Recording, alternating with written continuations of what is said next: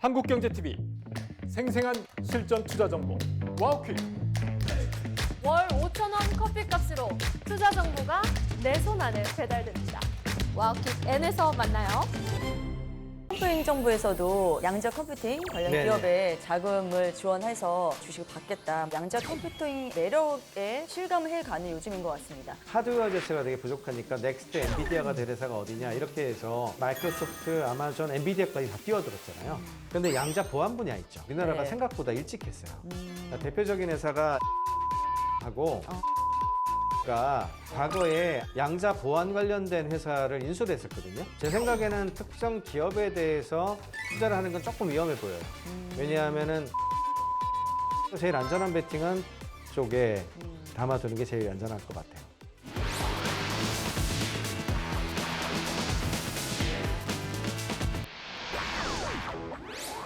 진실은 숫자에 있고 재미는 해석에 있다. 보이는 팩트 뒤에 숨은 신박한 경제 이야기, 신박한 경제 토크 킥. 네, 저는 신박한 스토리텔러 송상은입니다. 우리는 지금 AI가 세상의 공식을 다시 쓰는 시대를 지나고 있는데요. 그리고 또 한 번 그 공식을 송두리째 바꿀 새로운 게임 체인저가 등장했습니다. 바로 양자 컴퓨팅인데요. 과거의 컴퓨터가 오직 하나의 정답만을 좇았다면 양자는 수많은 가능성을 동시에 탐색하며 세상과 부의 문을 한 번에 열어젖히고 있습니다. AI 다음 부의 파도, 양자가 온다.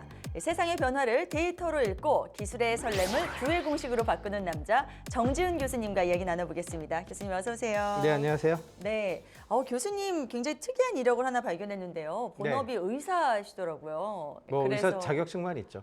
네, 그래서 그런지 이 의학적 통찰력 덕분인지 루닛의 첫 엔젤 투자자로도 참여를 하셨고 첨단 산업의 흐름들을 미리 읽고 움직여서 많은 좋은 투자들을 이뤄내셨을 텐데 투자를 잘 보는 비결이 네네. 있을까요? 이게 투자라는 게 같은 말로 하는 것 같지만 그 레벨이 되게 다르거든요.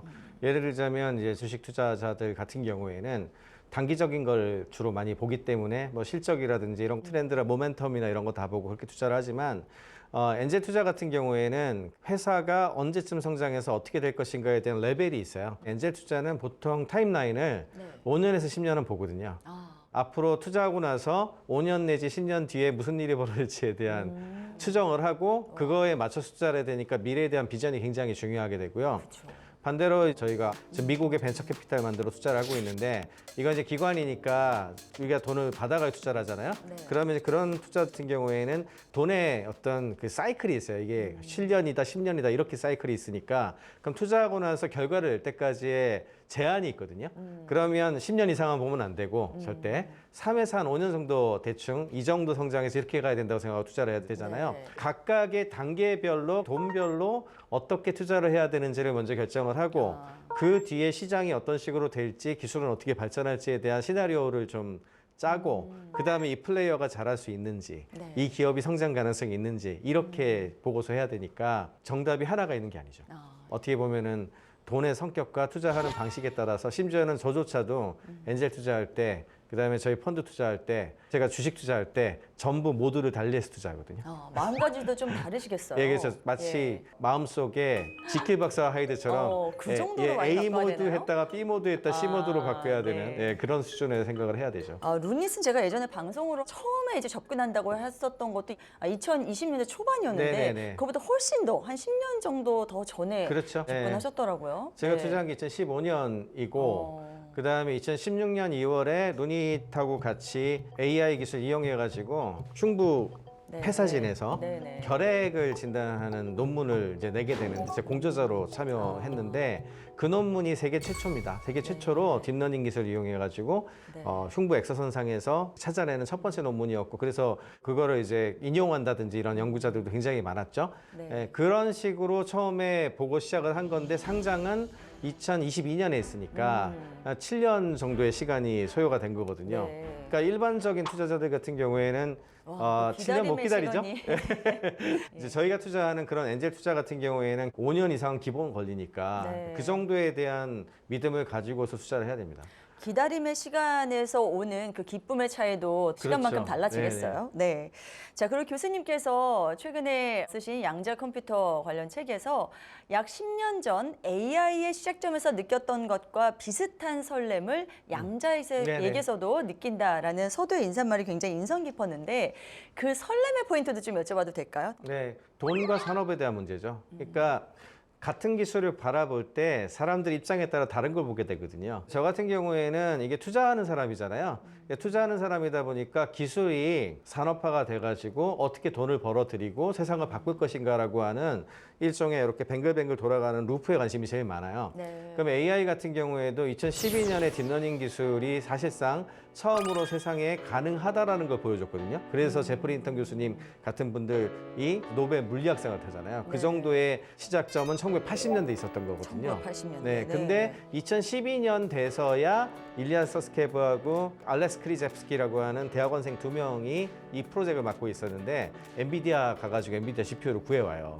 그래서 거기에다가 연산을 해봤더니 나오더라. 그 뒤에 돌아가는 것들을 확인을 하니까 전 세계에 많은 연구자들이 연구를 하기 시작을 한 거예요.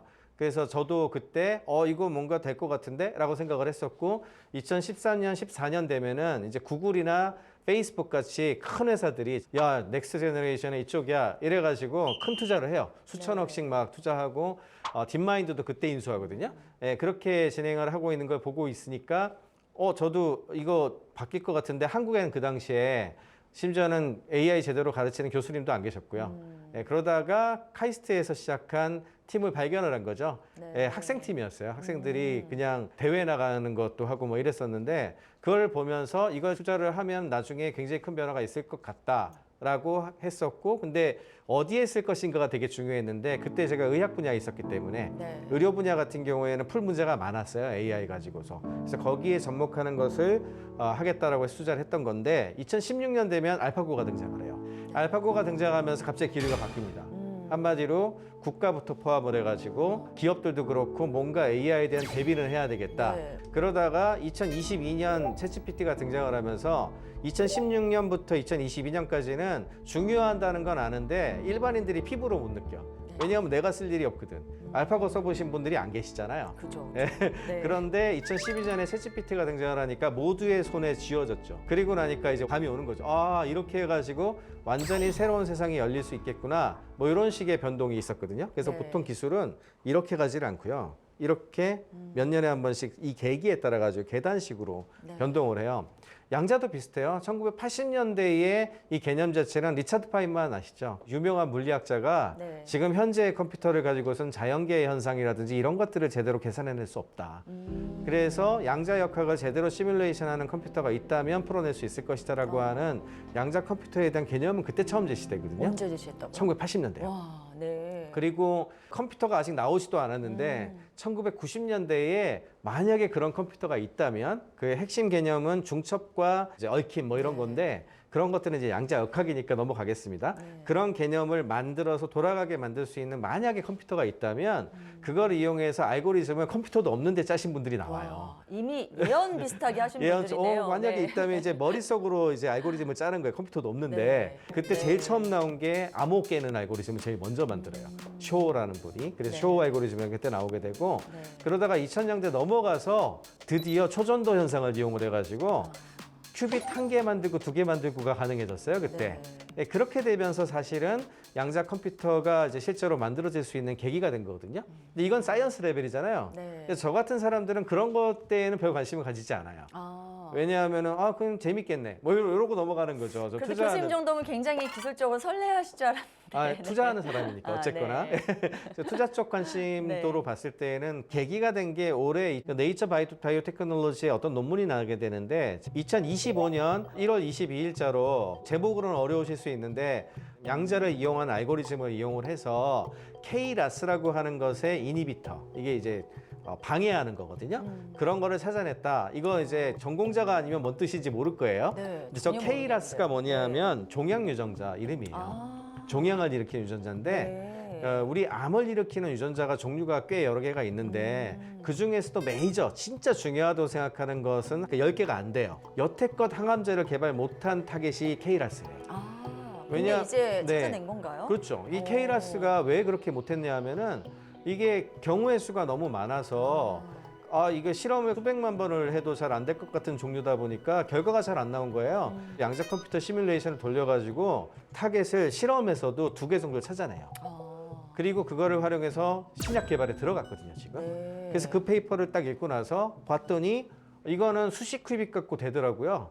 그러니까 산업이 성장한다는 것은 투자가 된 것이 나중에 이익으로 돌아와야 돼요. 그럼 돈 벌 구석이 있어야 되는데 그거에 제일 중요한 건 이거에 돈을 낼 수 있는 사람이 있는가. 돈 내는 사람이 있어서 그 돈을 주게 되면 해당 돈이 투자로 이어지게 되고 물론 그 가능성이 생기게 되면 벤처 캐피탈 같은 데 투자를 할 수도 있고 아니면 정부 같은 돈을 투자할 수도 있겠죠. 거품을 살짝 만드는 거거든요. 네. 그렇게 해가지고 이게 뱅글뱅글 도는 사이클이 돌아와야 되는데 사실은 2015년 이전까지만 하더라도 1000큐빗 이상 달성을 해서 암호 깨는 것쯤 되지 않으면 돈 벌 구석이 별로 없어 보이는 거죠. 네. 그러니까 2015년 이전에는 괜찮긴 한데 그렇게까지 중요한 것 같지는 않은데 이랬다가 이거를 보니까 수십 큐빗은 지금 되거든요. 지금 나오는 양자 컴퓨터로 가능해요. 네. 그리고 나서 쫙 뒤져봤더니 신약 개발뿐만이 아니고 배터리 소재라든지 나노 신소재 개발하는 쪽이라든지 아니면은 그 스마트 시티의 물류 관련된 최적화라든지 아니면 골드만삭스나 모건스탠리 같은 데에서는 ETF 같은 상품의 제조합 어떻게 리밸런싱 같은 거 하는 거 이런 부분들에서 이미 상당한 성과들을 내는 것들이 나오기 시작했더라고요. 네. 그 말은 특정 산업에서 돈을 투자할 계기가 있다는 얘기고 AI로 치자면 2012년부터 알파고 이전, 2016년 그 단계쯤으로 보여요. 네. 그러니까 제가 루니 투자했을 때랑 되게 비슷한 상황이거든요. 그러면 지금 이 시기에는 좀 빨리 들어가가지고 뭔가를 하는 사람들의 경우에는 좀 선두에서 달릴 수 있게 되거든요. 네. 그래서 그때부터 이제 제대로 좀 각 잡고 네. 보게 된 거죠.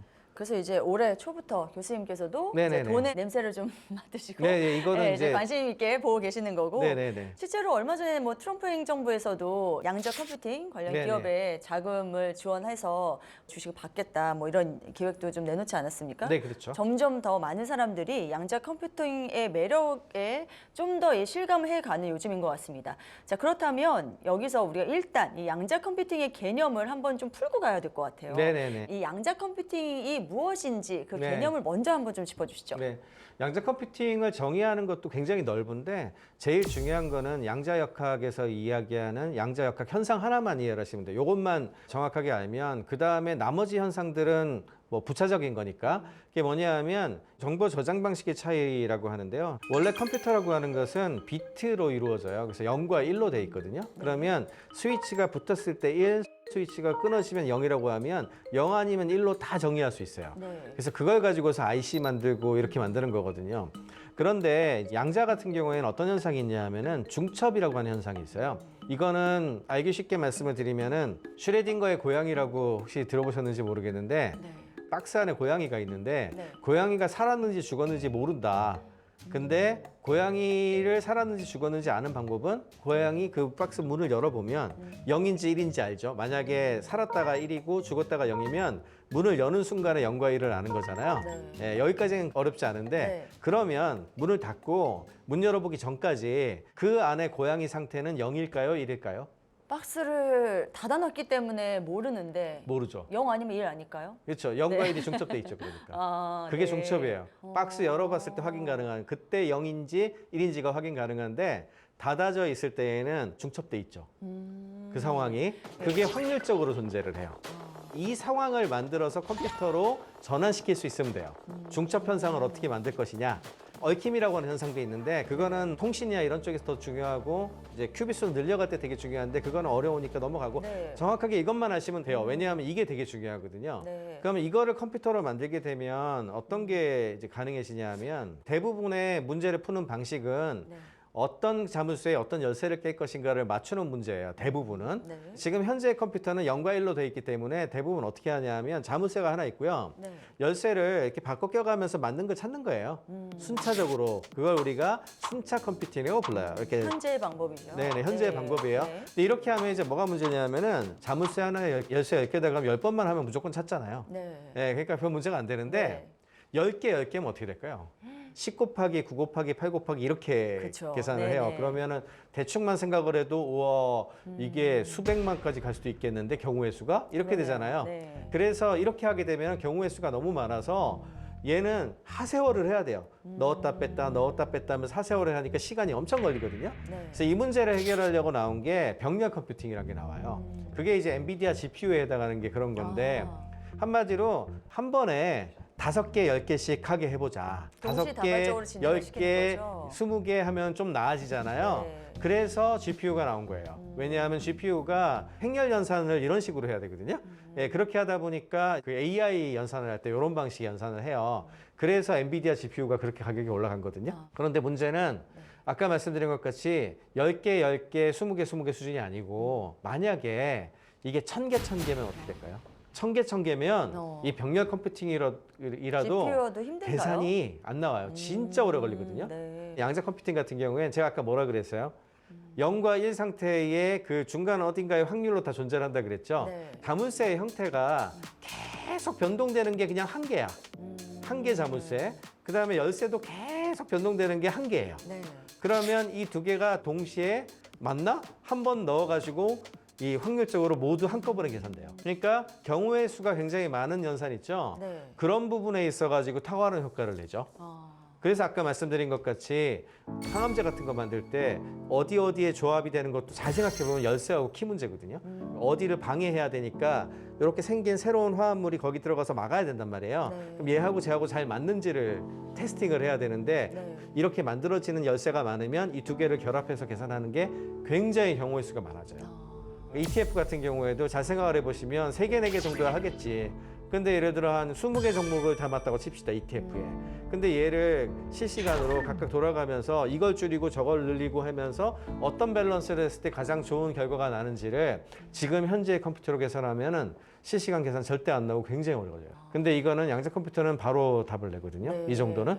그러니까 그런 종류에 유리한 거예요. 근데 저 궁금한 게요. 이게 결국 확률과 경우의 수라고 한다면 네네네. 굉장히 높은 수들을 계산하기가 힘들어서 지금 양자 컴퓨팅에 점점 의존하게 되는 그런 모양인데 네네네. 그 양자 컴퓨팅의 계산 결과는 우리가 과연 믿을만하다고 아무도 그 계산을 못 해보니까 네네네. 그걸 어떻게 검증할 수 있는 거죠? 그러니까 그런 건 이제 실험 같은 걸로 검증하는 거예요. 아까 말씀드린 항암 유전자 관련된 신약 같은 경우에는 네. 그렇게 나온 거를 실제로 합성을 해서 실제 실험에 들어가요. 흔히 검증 작업이란 걸 보통 하게 되는데 예를 들어 AI 같은 경우에도 사실은 AI가 만들어낸 것이 정답인지 아닌지를 확인을 해야 되잖아요. 네. 그걸 통해 가지고 이것이 맞는지 틀리는지를 알 수 있게 되죠. 그런 부분들이 실험 가능한 형태. 예, 그래서 과학 연구 같은 분야에서 실험을 하면서 이게 제대로 돌아가는지를 측정을 하게 되죠, 초기에는. 네, 그리고 올해 노벨 물리학상 키워드가 바로 양자였잖아요. 그래서 사람들이 더 이 양자 쪽으로 관심을 기울이게 되지 않았나 싶기도 한데요. 이제 실험실 속의 이론이 어느새 산업 쪽으로도 많이 와 있다 이런 느낌을 받았어요. 지금 양자 컴퓨팅을 활용한 그런 곳이 있다면 그것도 네네네. 좀 알려주시죠. 지금 그 노벨상을 탄 것이 왜 중요했냐 하면은 이 개념적으로는 있었는데 실제 컴퓨터를 만들어야 되잖아요. 네. 그러면 양자화라는 걸 해야 되거든요.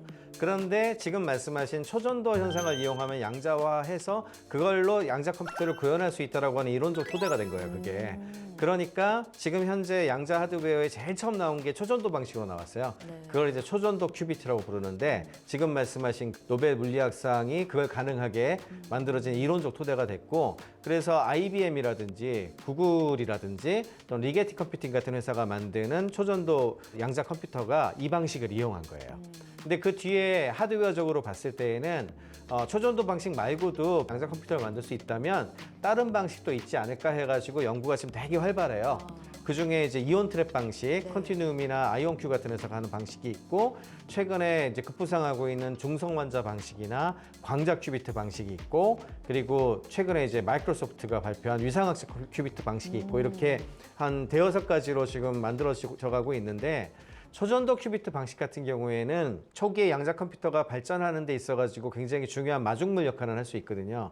초기 컴퓨터 어떻게 생겼는지 얘기 들으셨어요? 아, 이것도 아는 척하면 제가 너무 옛날 사람이 될 것 같아가지고 제가 제 기억에 있는 네네. 한의 컴퓨터는 그냥 집에서 쓰는 큰 펜티엄 그보다 프로세서. 전에.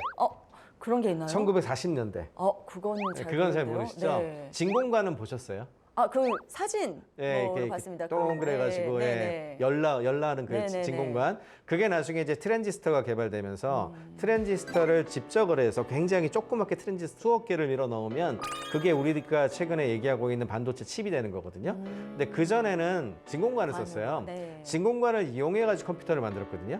그러면 하나가 얼마나 커요. 네. 그러니까 이 지금 우리 스튜디오 전체를 채울 정도로 컴퓨터가 나오는데 그 성능은 사실은 우리 계산기보다 못할 정도?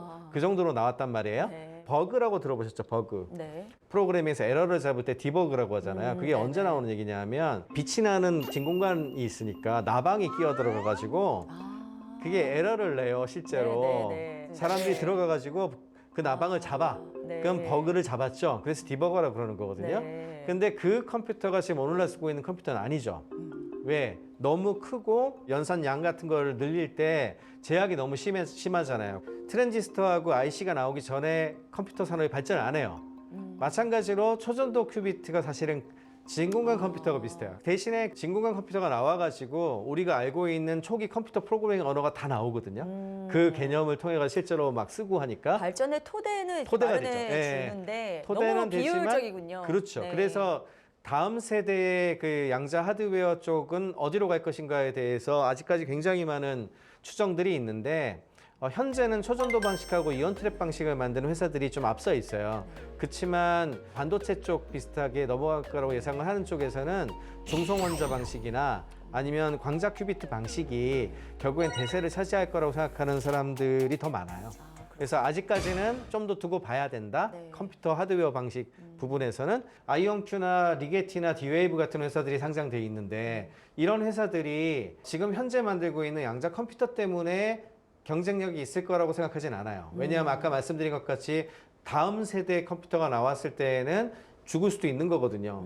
그럼에도 불구하고 이 회사들의 가능성을 좀 보고 있는 건 뭐냐 하면 특정 산업 분야에 접목을 하면서 지적 재산권을 쌓을 가능성이 높아요. 네. 그럼 예를 들어 금융 분야에서 만든 알고리즘과 새로 만든 어떤 소프트웨어하고 어떻게 쓰면 된다라고 하는 거라든지 그런 회사들이 지금 먼저 컴퓨터를 갖고 있으니까 세계적인 기업들하고 협력을 많이 할 거잖아요. 네. 그렇게 많이 한 지적 재산권 그리고 그걸 활용을 해서 만들어낸 다양한 결과물들이 나중에 나오게 되면 거기에 대한 로열티라든지 이런 것까지 우리가 생각을 하기 때문에 그런 초기 회사들의 가치를 볼 때 그런 부분들도 많이 봐야 되는 거죠. 그렇겠네요. 양자 컴퓨팅에서도 상용화에 있어서 컴퓨터 안에 들어가는 반도체 그리고 시뮬레이션 할 수 있는 플랫폼 밸류체인 생태가 굉장히 중요할 텐데요. 양자 산업의 밸류체인 지형도는 어떻게 그려볼 수 있을까요? 밸류체인으로 봤을 때 섹터를 한 세 가지 정도로 보고 있어요. 하나는 하드웨어가 있겠고 하드웨어가 있어야지 그 컴퓨터가 나오니까 하드웨어 쪽을 많이 보고 있고 그쪽으로 투자를 하고 있는 거죠. 네. 마치 AI 시대가 왔지만 일단 하드웨어가 중요하니까 엔비디아 칩을 사야 되는 것처럼 네. 그렇지만 이제 그 다음으로 넘어가게 되면 양자 소프트웨어가 필요하게 됩니다. 그래서 소프트웨어 관련된 쪽 인프라가 굉장히 중요하게 될 거고요. 아직까지는 양자 소프트웨어 분야에서는 크게 주목할 수 있는 회사들이 많이 나오진 않았는데 대체로 클라우드 소프트웨어 서비스를 하는 회사들이 이런 회사들의 투자를 하거나 비상장 회사를 투자를 하거나 인수를 하거나 이런 방식으로 지금 현재는 많이 되고 있고요. 네. 마지막으로 양자 하드웨어하고 소프트웨어가 어느 정도 정착이 된다고 치면 이거를 대비하기 위한 양자 보안 시장 이렇게 하드웨어, 소프트웨어, 보안이라고 하는 3대 축을 중심으로 많이 보고 있습니다. 네. 자, 그렇다면 지금 그 무대를 선점한 기업은 어디라고 보시나요? 하드웨어 자체가 되게 부족하니까 넥스트 엔비디아가 될 회사가 어디냐 이렇게 해서 양자 컴퓨터 하드웨어를 만드는 회사들이 관심들을 많이 가지고 계신 것 같아요. 네, 이런 것 때문에 좀 주목을 하는 게 하나 있고요. 네. 나머지 하나는 저는 사실 이쪽에 조금 더 많이 무게를 두고 있는데 네. 빅테크 기업들이죠. 아, 네, 빅테크 여전히? 기업들이 네. 이제 IBM 같은 경우에도 양자 컴퓨터를 내부적으로도 이미 하고 있었고 그다음에 구글도 여전히 하고 있었고 그다음에 최근에는 마이크로소프트, 아마존, 엔비디아까지 다 뛰어들었잖아요. 이런 빅테크 기업들 중에서 양자 관련된 여러 가지들을 잘 제시하는 회사가 지금 단계에서는 제일 주목해야 되는 거 아닌가 이렇게 보고 있습니다. 아직까지는 다 미국 회사인 것 같은데 네. 우리나라 회사에서는 좀 주목해 볼 만한 회사는 아직은 없나요? 우리나라 같은 경우에는 두 가지 정도로 볼 수 있을 것 같은데 양자 컴퓨터 하드웨어하고 양자 컴퓨터 소프트웨어 분야 같은 경우에는 아직까지 우리나라가 쫓아가는 입장이라고 말씀을 드렸잖아요. 네. 근데 양자 보안 분야 있죠. 우리나라가 네. 생각보다 일찍 했어요. 대표적인 회사가 SK텔레콤하고 어. SK스퀘어가 네. 과거에 ID 콘티크라고 스위스에 양자 보안 관련된 회사를 인수를 했었거든요. 그 회사 기술을 이용을 해가지고 이런 양자 시대가 왔을 때에도 안 깨지는 암호화 기술과 관련된 것들을 가지고서 칩을 만들어서 그 칩을 탑재를 해서 심지어는 SK텔레콤에서 스마트폰을 삼성전자와 함께 낸 적도 있어요. 그 칩을 박아가지고. 양자를 이미 대비를 해서요. 네, 아마 그 갤럭시 Q였나? 광고 같은 데도 나오고 했었기 때문에 보신 분들 계실 거예요. 그래요. 근데 흥행이 되게 안 됐어. 네. 왜 안 됐을까요? 양자를 안 썼으니까. 그 양자 컴퓨터가 없는데 네. 무슨 그러네요. 너무 앞선 거죠. 네. 너무 앞서서 사실은 기술을 보긴 했는데 약간 타임 투 마켓이 너무 일렀던 그런 기술을 회사를 인수를 했는데 이 회사를 아이온큐가 인수를 했습니다. SK텔레콤하고 SK스퀘어 지분을 인수를 했어요.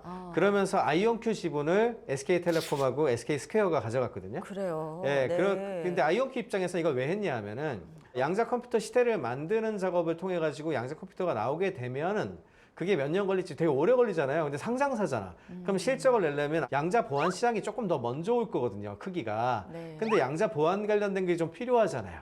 그러니까 아이디 콘티크를 인수를 함으로 인해서 자연스럽게 좀 보강을 한 거고 SK텔레콤하고 SK스퀘어 입장에서는 보안만 가지고는 뭐가 안 되는데 양자 컴퓨팅하고 양자 컴퓨터 소프트웨어나 IP 관련된 건 자연스럽게 아이온큐를 안으로 들이게 되면서 상당 부분 메꿀 수가 있게 되죠. 그리고 우리나라에서 통신사들이 SK텔레콤 같은 데가 먼저 하면은요. KT나 LGU+가 꼭 합니다. 네. 그래서 그 당시에도 이미 KT랑 LGU+도 이쪽 분야에 기술 투자를 많이 해왔어요. 상장사 중에 뭐 ICTK 같은 회사가 있는데 거기도 양자 내성 관련된 칩을 만들거든요. 네. 이런 회사라든지 그리고 또 한 가지는 당분간은 초전도 방식 양자 컴퓨터를 만든다고 말씀드렸죠. 네. 그러면은 냉각이 되게 중요하죠.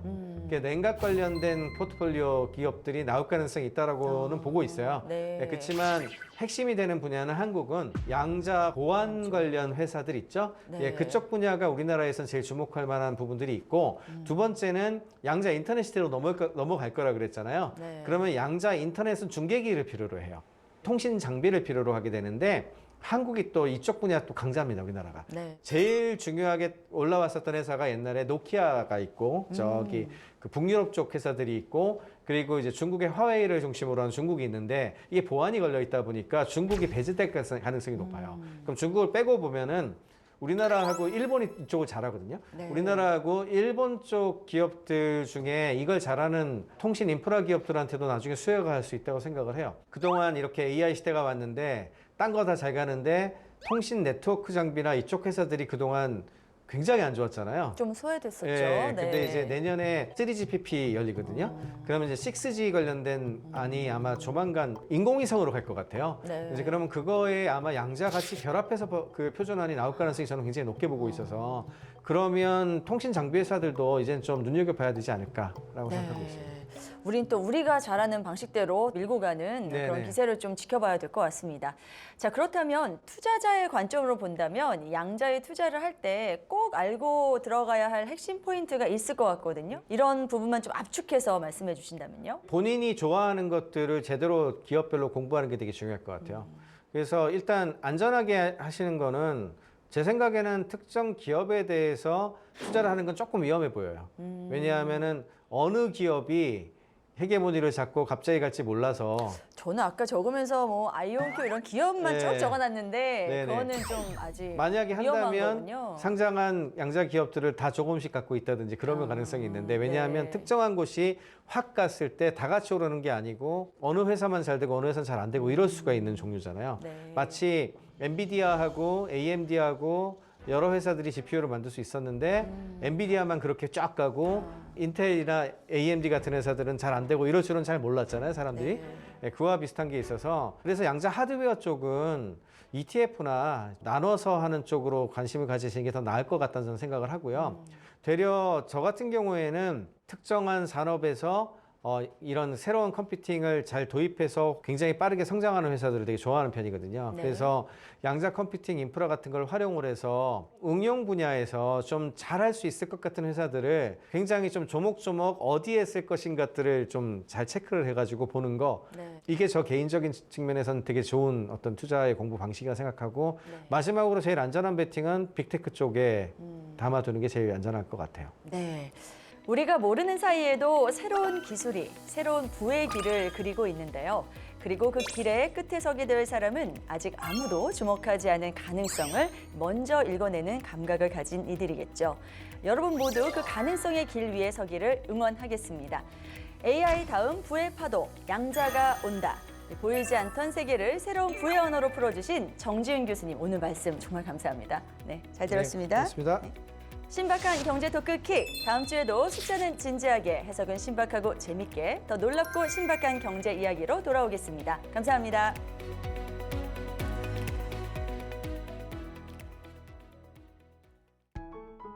계속해서 다양한 경제 이슈를 알고 싶다면 구독과 좋아요, 알림 설정 부탁드립니다. AI 캐스터 권미정이었습니다.